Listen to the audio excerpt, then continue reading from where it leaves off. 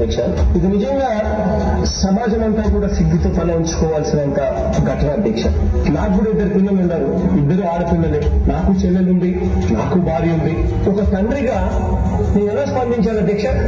ఇటువంటి నేరాలు చేస్తూ దొరుకుతా ఉన్న పరిస్థితులు కనిపించినప్పుడు వారం రోజులు ఒక ఇన్వెస్టిగేషన్ కంప్లీట్ చేయాలి.